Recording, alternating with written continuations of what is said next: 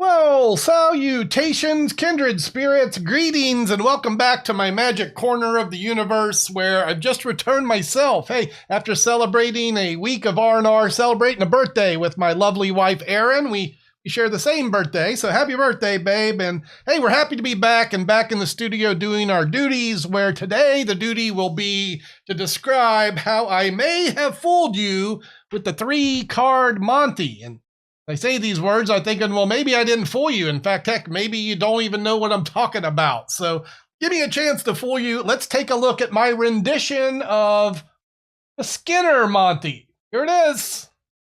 Test your luck with this little game, a game of hanky-poo. The red's for me and the black's for you, and hey diddle diddle, it's the one in the middle. You know the scam, right? The old 3-card Monte. Chase the ace and lose. No matter how close you watch, you think you know where it is. Well, guess what? That ace is always going to be the card that you least suspect. Yeah, normally it's played quite rapidly with the dealer moving them swiftly. I'm going to do it slow. So slow, in fact, Ray Charles could see it. Watch the ace and let's see, where would you bet? Some would go over here, some would go over here. I'm telling you, it's always the one you least suspect. With that knowledge out of the way, we'll do it one last time, and I'll even the odds by eliminating one of the red cards. All you have to do is follow that ace, chase it one last time, right or left.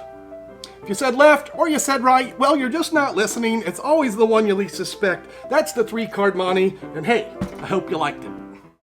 Well, there you go. That's my short form offering, my version of Mike Skinner's 3-card Monte. And as I say these words, I got to mention really the originator of the misindexed card. I'm talking about Theodore Deland, who had this idea in print back in the early 1900s. So this is an oldie but a goodie. I've done a few renditions of this. In fact, I've published more than one on the Shorts platform. Heck, while we're here, let's take a look at another one, the Skinner Monte version 2. Here's that. Yeah, you never really have a fair chance with this. It's a trick. It's a con. A little game of hanky-poo. The black's for me, the red's for you, and hey diddle diddle, it's the one in the middle. You know the scam. It's the 3-card Monte. Bet where the ace is and lose. Normally, it's played rapidly. The dealer shuffles the cards, asks you to place a wager where the ace might be. Say you think it's on the bottom. He'll show you a loser. When you're sure it's on the bottom, they'll show it to you on the top. And when you think it's here or there, well, those are losers every time. I've never thought the game to be fair. I mean, it's 3 cards. I talk fast, I move quick. You only have 2 eyes.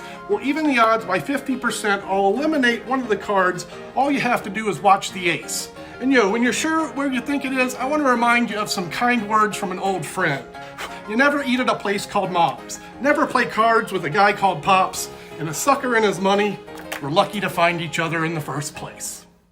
All right, so the first version, preferable, a little less cringe without the poker dog shirt, but hey, no regrets. We're moving forward. Where was I? Talking about this wonderful routine, some of the variations. We also give a nod to Mike Rogers, whose routine, the Unconquered card. This was one that I did back in the day. And I currently offer Daryl's rendition, the Ultra Monte. Daryl uses an ace of spades for the Monte card. It's a nice plus to this plot. And those are some of the commercially available renditions of this trick that are available. And here's the thing, I'm not going to talk about the gaffes in detail because that's probably not what fooled you. I mean, with a little retrograde analysis, you can assume that the position of my thumb has something to do about what makes the trick cards work.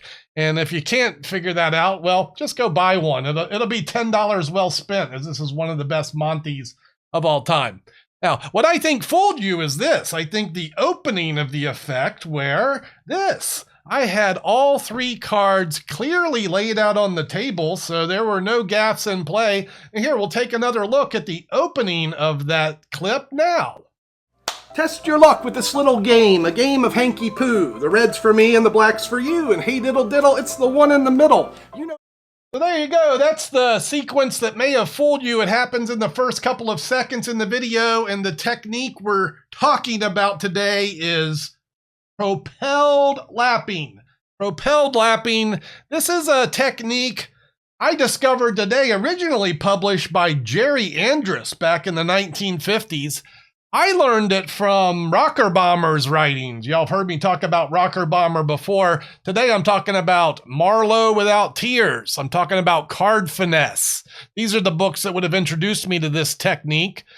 Session with Steve Reynolds yesterday. He let me know Marlowe had it in print in the Jinx back in the 60s, but it was Jerry Andrus who would originally investigate flicking a card with your index finger. So there's your skill set there. You got to be able to flick your index finger.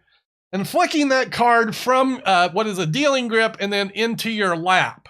This is, at its core, propelled lapping. Now, there's a lot of things you can do with this. In fact, in the Kabbalah, Rocker Bomber and Marlowe has a whole section of propelled lapping applications. And I would implore the interested viewer to research all of these resources that I'm mentioning if you really want to learn about this technique. We're going to talk about it as a switch, although I do want to mention Andrus's application was as a vanish. There's applications for controls, and there's a lot of applications. Let's keep it simple. The vanish is at its simplest. The card is here. As your other hand covers it, you're going to execute that four-finger propelled lapping action, flicking the card off the table, bring what is apparently the card, and then vanish it. This is maybe a nice technique for you to consider if you ever need to vanish a card. Thank you, Jerry Andrus, for that. As a switch, and this is how I probably fooled you with the 3-card Monte, I had 2 cards, the 2 gaffs, and these are not the cards I used, but we're going to use them for this demonstration. I had them secretly hidden beneath the 3 to begin the effect, and also a 2 and an ace cleanly displayed on the table.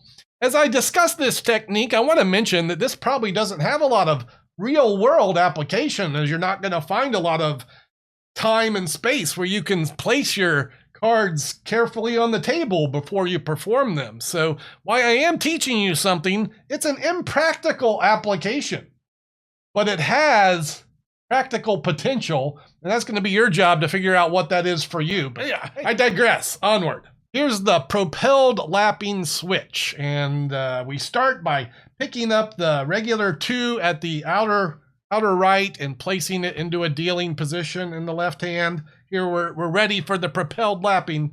The ace follows suit. It goes right on top of that. And you can probably guess what's coming up here. I'm going to pick up all 3 cards here. Couple notes. I have them at the inner left end to cover any discrepancies as I pick them up. Those fingertips are going to cover the front edges, as opposed to if they were out here and glaringly right at the forefront of the action and people could get a look at if something weird happened like that. So over here, right? And I also bend them slightly. I put a little concave bend in them when I set them down, just to give myself a little more surface area to grasp from. And that's what I do, picking them up. And as I go to set this card on top, these 2, got it, I'm going to propel lap those. And then in the case of the Monte, I would be ready to spread, bringing the cards that I need right into view. So that's the long and short of it. Not like we need to spend all day on this. It's pretty cut and dry. Put the 2 in your hand, put the ace in your hand, pick up the block of 3 as you set it on top, execute that propelled lap, and boom. That is how I may have fooled you with the 3-card Monte. All right, no need to drag this on. That's the skinny on the propelled lapping. I hope the information sits well in your gray matter. Certainly, I think the vanish of a card has widespread applications. And again, I'll direct you to the Kabbalah for some other esoteric applications of this technique. And as we sign off, once again, we thank Jerry Andrus, we thank Ed Marlowe for sharing their work. I hope you find the work that I'm sharing has value, and hey, hope you consider joining me for a live practice session tomorrow, Saturday, 9 a.m. Maybe I'll see some of you there, but hey, it's gonna be a ciao for now. See you on the next one.